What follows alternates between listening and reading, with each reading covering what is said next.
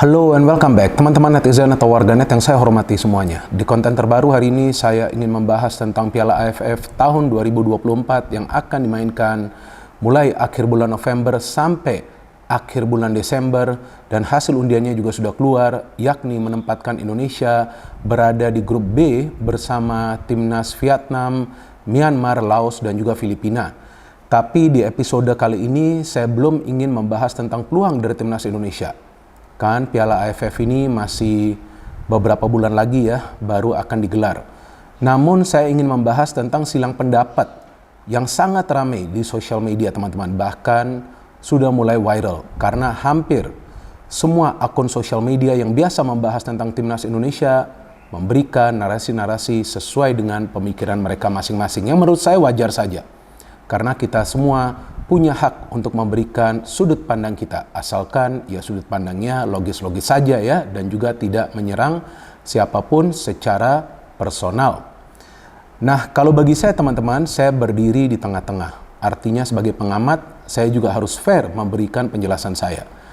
Yang saya ikutin pergerakan di sosial media atau juga silang pendapat yang sekarang sedang terjadi, yakni ada banyak yang pro dan menginginkan agar timnas Indonesia menjadi juara di Piala AFF kali ini. Apalagi kita tahu kan timnas Indonesia sekarang sudah menembus level Asia. Bukan saja timnas Indonesia senior, tapi juga timnas Indonesia U23 dan juga sebelumnya timnas Indonesia U20.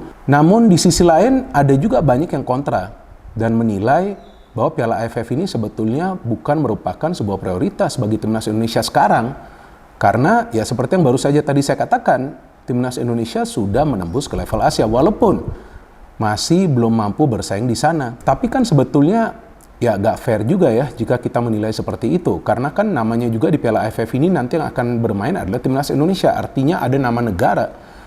Jadi ya saya pikir federasi juga tidak akan melepas begitu saja Piala AFF. Tapi akan ada skala prioritas. Artinya feeling saya Piala AFF sekarang ini tidak lagi dijadikan prioritas agar timnas harus menjadi juara. Tapi bisa juga Piala AFF ini sekarang dimanfaatkan untuk memberikan jam terbang kepada pemain-pemain muda yang sekarang mulai muncul di timnas Indonesia U23 dan juga di U20.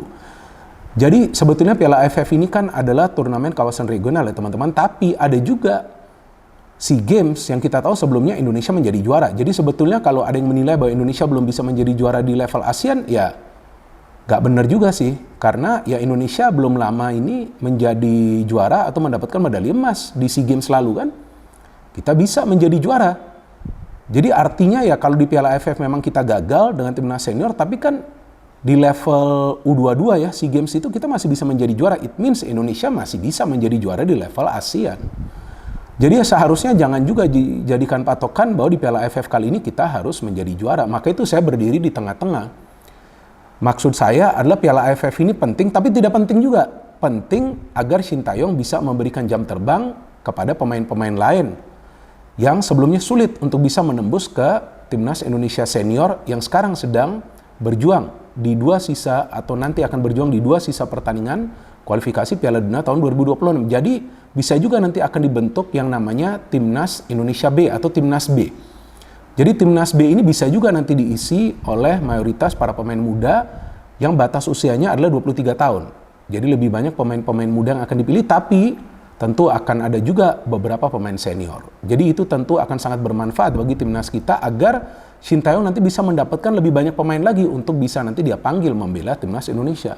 Sebelumnya juga kita tidak boleh lupa bahwa di Piala AFF U23 ketika Shin Tae-yong tidak punya pilihan untuk bisa membawa pemain, bahkan di pertandingan final saya ingat tuh hanya beberapa pemain saja yang berada di bench atau bangku cadangan, tapi kan Indonesia hampir saja menjadi juara. Jadi sebetulnya kita juga punya banyak pemain yang bagus. Jadi ya saya pikir kalau sekarang ini banyak yang membuat narasi bahwa harus juara di Piala AFF, ya saya tidak sepakat dalam hal itu. Tapi ya jangan juga Piala AFF ini dilepas begitu saja.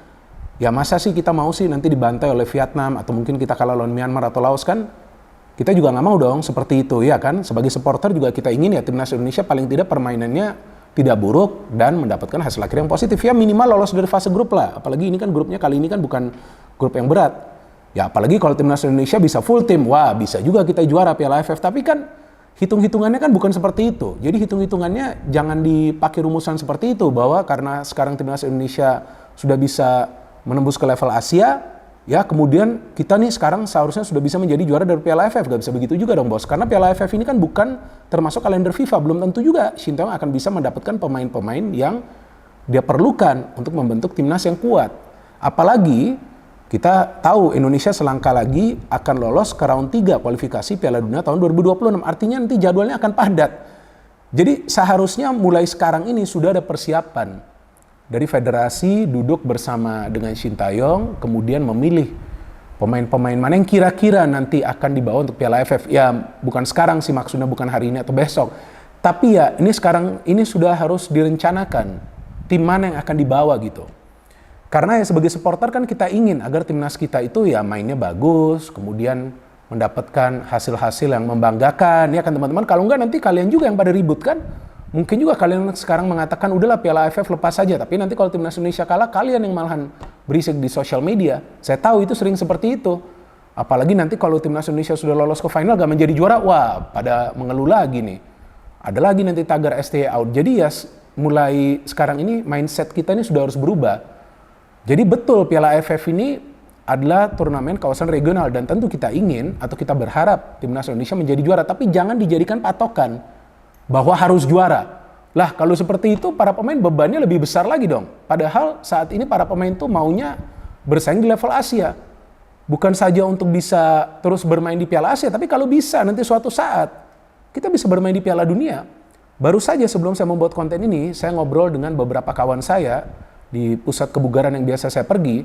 Nah mereka menanyakan kepada saya, Indonesia bisa atau tidak sih lolos ke Piala Dunia? Ya saya jelaskan, untuk saat ini kemungkinannya tipis atau peluangnya tipis.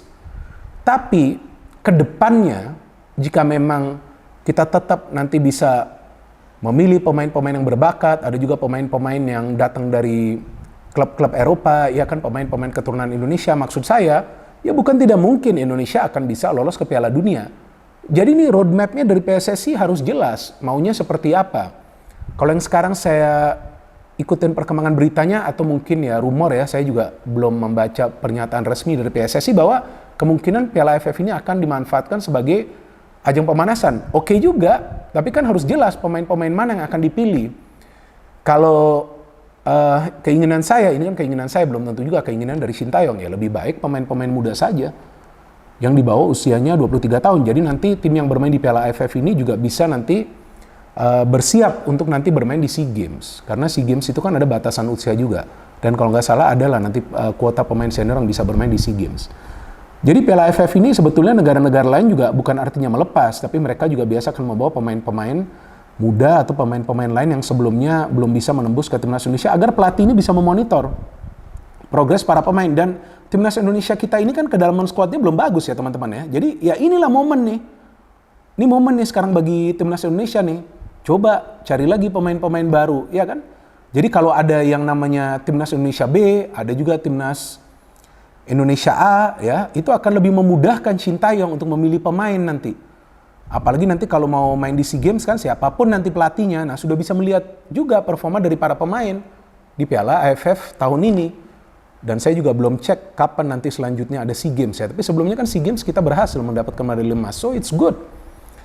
Jadi menurut saya wajar jika ada yang pro dan ada yang kontra, sama kan? Seperti pro dan kontra tentang pemain-pemain keturunan yang sekarang mulai membela timnas Indonesia. Tapi kan kita juga harus logis dengan berpikir bahwa sekarang ya kalau memang Indonesia masih mau bersaing di kawasan ASEAN, ya sayang juga. Karena sebetulnya kita punya potensi, dan bukan saja potensi, tapi kemampuan untuk bersaing di level Asia.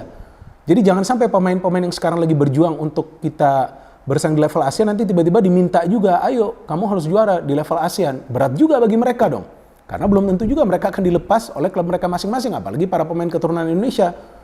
Nah jadi saya pikir ya Piala AFF ini adalah momentum bagi Shin Tae-yong dan juga federasi untuk membentuk timnas Indonesia B. Dan kalau menurut hemat saya kita punya banyak pemain bagus, tapi para pemain bagus ini juga harus bisa mengikuti rencana permainan dari Shin Tae-yong.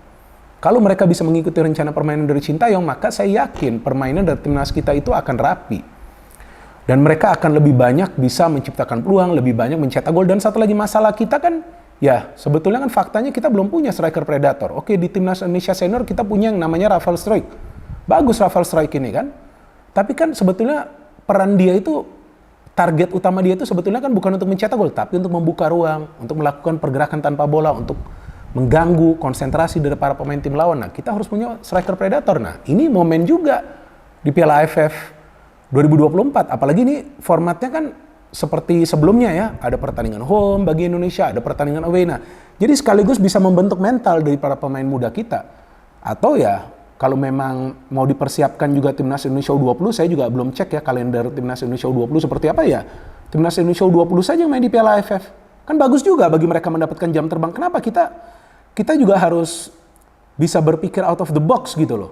Tapi di sisi lain seperti yang tadi saya katakan, jangan juga kita sebagai supporter atau pemain ke-12 over expect atau ekspektasi secara berlebihan. Wah, mau juga bersaing di level Asia, mau juga menjadi juara di level ASEAN. Ya saya juga maunya seperti itu, tapi faktanya adalah Piala AFF ini bukan atau tidak termasuk kalender FIFA.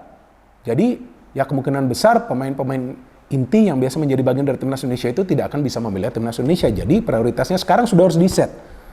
Ya udah, kita memang ingin agar Timnas Indonesia bisa perform di Piala AFF 2024, tapi tidak harus juga menjadi juara. Paling tidak bermain rapi, ya kan, menghibur kita. Dan ada pemain-pemain baru yang nanti diberikan kesempatan sehingga kita bisa melihat pemain-pemain lain yang muncul ke permukaan yang nanti juga bisa menjadi bagian dari Timnas Indonesia Senior. Kenapa enggak? Ada banyak kok pemain-pemain bagus dan saya pikir ini adalah momen bagi semua stakeholder untuk bisa membentuk Timnas Indonesia B. Tinggal kita tunggu nanti ya seperti apa ini planningnya dari federasi. Kan sekarang ini kan konsentrasinya ke babak kualifikasi Piala Dunia tahun 2026. Jadi teman-teman, kita tunggu saja nanti perkembangan dari Timnas Indonesia, dan untuk saat ini kita berharap ya agar para pemain semuanya dalam kondisi bugar untuk dua pertandingan krusial dalam lanjutan ya babak kualifikasi Piala Dunia tahun 2026. Yang pertama itu lawan Irak.